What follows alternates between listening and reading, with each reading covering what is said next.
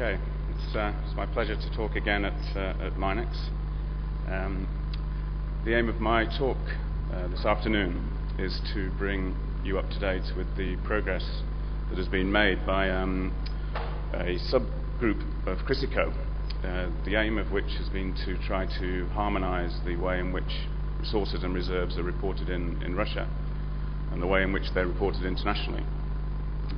Crisico is an organization funded by all of the major international mining institutions around the world, the aim of which is to do just that, is to harmonize the reporting systems in all the different countries. And the fact that the JORC code is very similar to the CIM code, and it's very similar to the SAMREP code, which is very similar to the PERC code, is a function of the work that Crisico has been doing.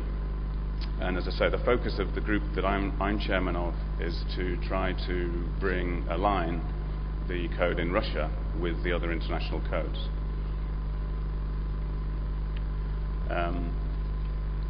And the work has been ongoing since 2006, and we hope to conclude that work at 2010.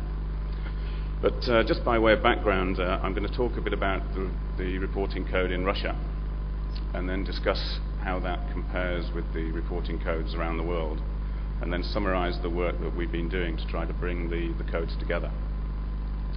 Now, resource and reserve reporting in Russia has been formalized since about 1927, which is when the State Commission, the GKZ, was formed. That worked fine for a long period of time, but from about 1990 onwards, there is an increasing amount of Russian companies looking to work outside of Russia, and also companies from outside of Russia looking to work in Russia.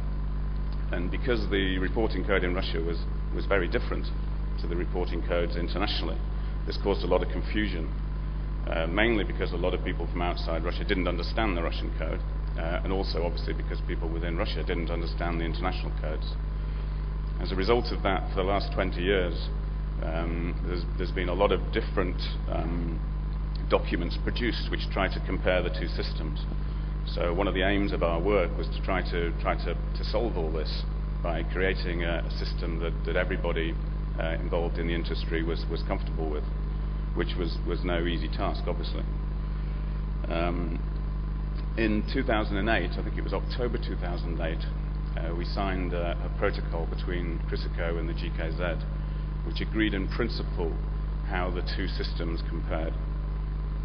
Since that time, we've been preparing a handbook which goes into a lot of detail. In fact, it's about 100 pages long, which discusses how the two systems compare and gives a guideline for how the different categories align with each other.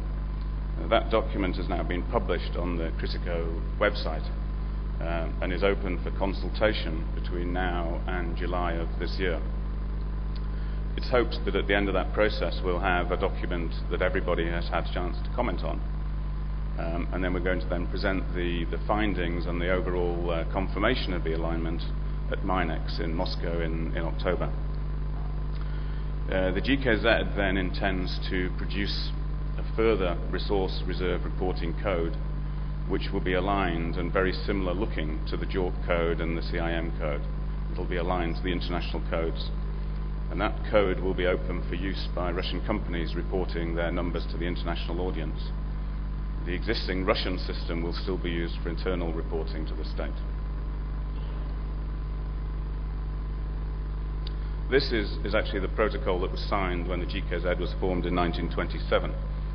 And at the time, they split their reserves into three categories: proven, probable, and possible, which was actually very similar to the sorts of terms that were being used elsewhere.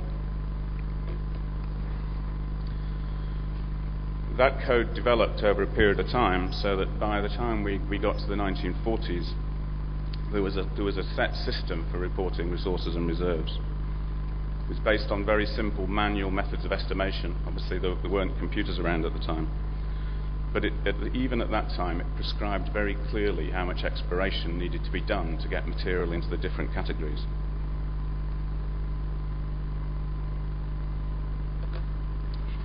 The Russian reporting system, as we know it today, really started to come together in 1966. So the system that we all know today that has prognostic resources in the P category, C category, B and A, that system came into force in 1966 and has been updated twice since that time, most recently in 2008. This system covers the entire range of the mining industry, from exploration projects to projects going through feasibility studies and through to mines that are currently operating. It's fully integrated with the legal system in Russia and the taxation system, and it's primarily intended to monitor the total resource and reserve remaining in the country at any one time. But it was developed principally focused on reporting resources that were calculated using manual methods.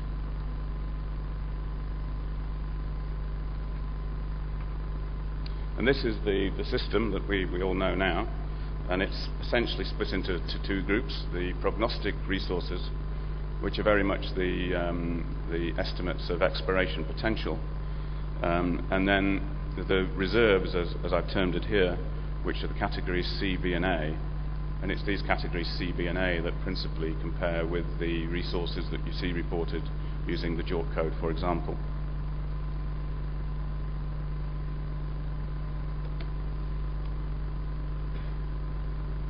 The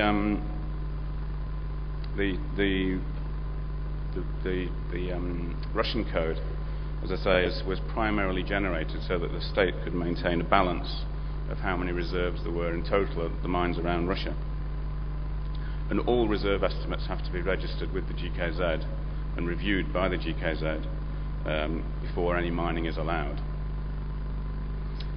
And then, if they're determined to be economic by that review process, then they're added to what's called the state balance, which is why economic reserves in the Russian system are called balanced reserves. If there's material there that has potential to be mined at a point in the future, but which is not economic at the current time, then that material is normally referred to as off balance, and that material is also recorded on the state balance.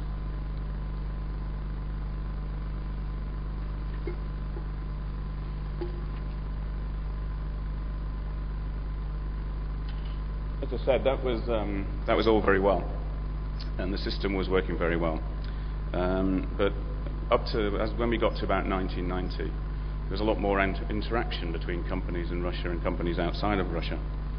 And many different people and organizations started developing systems for how the categories, the normal systems in the international codes, measured, indicated, inferred, proven, probable, how those names compared to the Russian categories. And I was amongst those people, but there were many other people that were producing similar guidelines.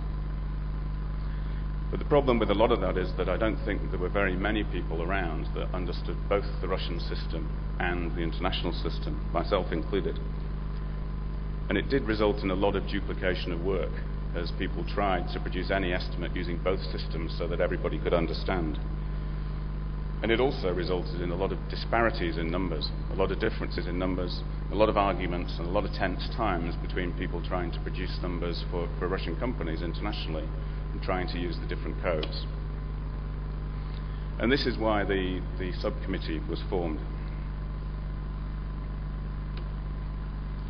So the aim of it was, as I said at the beginning of the talk, the aim of it was to try to harmonize the two systems, was to try to agree a system which generally people agreed to, which showed how the different categories compared, to help people understand the different estimates produced in the different systems. And in 2008, we agreed between Chrysico and the GKZ how that system would work. And as I said, since that time, we've now been working on creating a document to make available to everybody so that you can all have your chance to comment. The ultimate plan is for the GKZ to produce a Chrysico template, a resource and reserve system that is aligned to the way people report reserves internationally. This is just a photograph of the signing of the protocol in Moscow in October 2008. And that's Yuri Podurkin, who's the head of the GKZ there.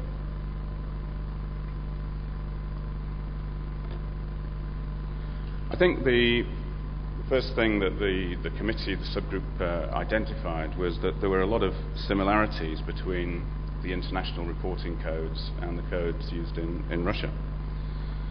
And the prime difference was that the Russian code was a lot more prescriptive, and had a lot more documentation, whereas the international codes relied much more on individual people and their own opinions. But the definitions of the competent people, the people who actually produce these estimates, are very similar. And typically, internationally, each estimate must be produced by someone who has a certain amount of experience in that particular mineralization type. And the GKZ similarly uses people with a lot of experience of the particular type of mineralization they're looking at to audit resources and reserves produced throughout Russia. So every reserve estimate produced in Russia is reviewed by a competent person, in the same way that everyone in the Western world should be produced by one. And I think it also became clear that there were similarities between the way the codes worked, in that the Russian code tries to convey increasing geological confidence by moving up the categories from P to C to B. And similarly, the international codes convey exactly the same thing, going from inferred to indicated to measured. And the Russian code also then produces effectively reserve estimates on completion of a TEO, which takes the resource estimates and determines how much of that is economic. And that's what becomes on balance.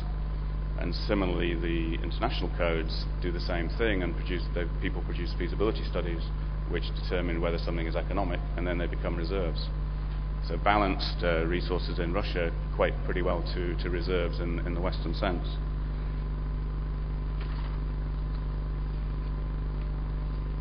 But I think also it became clear that it wasn't prescriptive. You can't take a Russian estimate that's been classified in a particular way and say C1 will always be measured, or B will always be measured, or C2 will always be inferred. That comparison doesn't exist.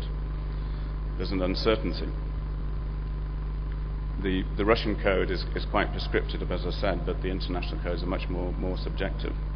So whatever system we develop that compares the two systems, you always need somebody who has experience of the type of deposit we're looking at to do the conversion, because there will be differences in each case.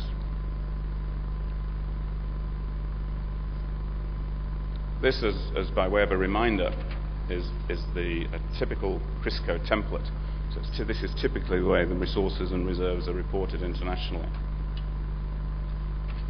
And you can see down the left-hand side you have the resource categories. So as we do more exploration, we progress from inferred down to measured. And as we do our feasibility studies, we move across from resources to reserved to become probable and proved reserves. And that template is effectively the same in all of the international reporting codes now, whether you're in South Africa, Australia, North America, or Europe. The terms are pretty well aligned.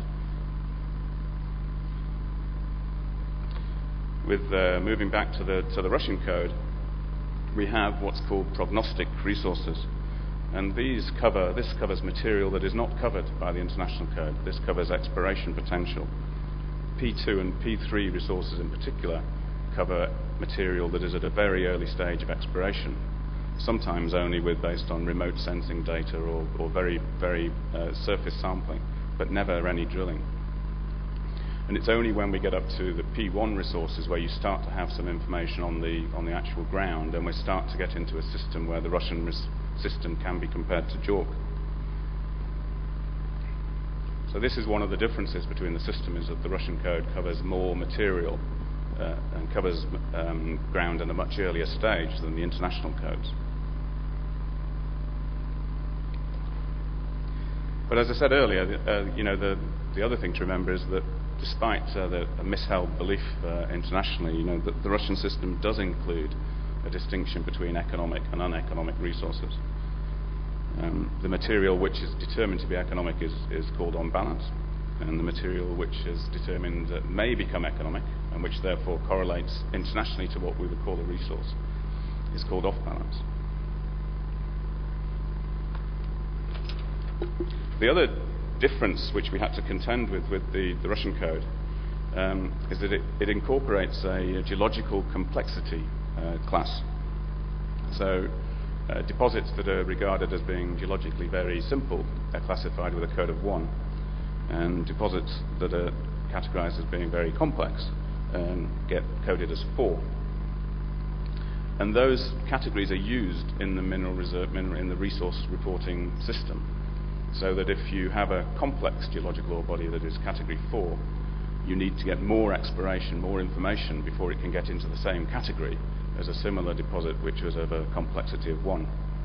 And this is inbred into the system. It's part of the reporting system. Of course, it's similarly part of the international reporting system, but it's not specified, it's not written. It's assumed that the competent person will take that into account. But in the Russian system, it's prescribed in the documentation.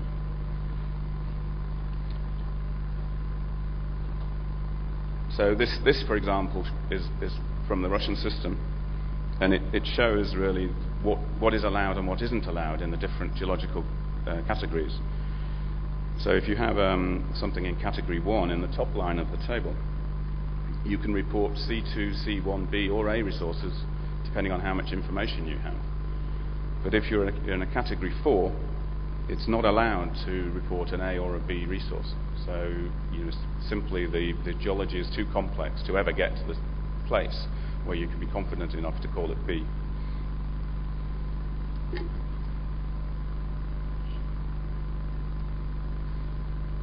And this is what is proposed in the conversion guideline, which, as I say, is available for consultation.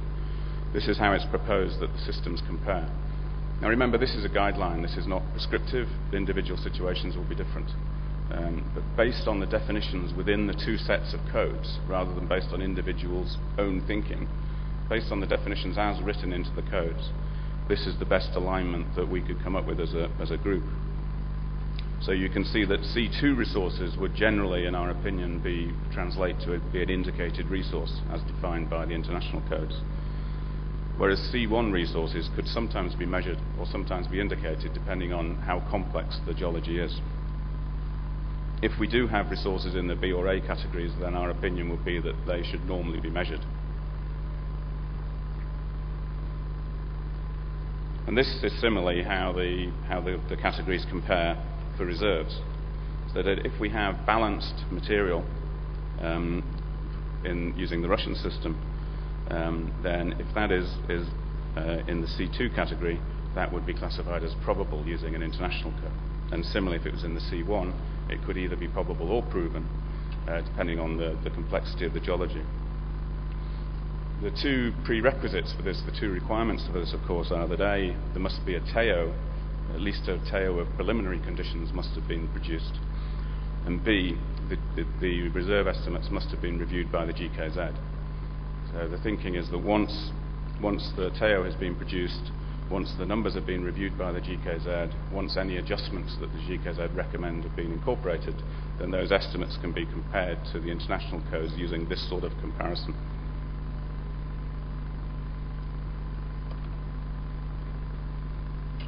We fully accept that not everyone will agree with this. Some people are much more confident about the Russian system, some people are more pessimistic. And this is therefore, A, it's a guideline, and B, it's presented, it's open for discussion now. So as I say, it's on the Critico website, and we're welcoming comments from anybody involved in the industry.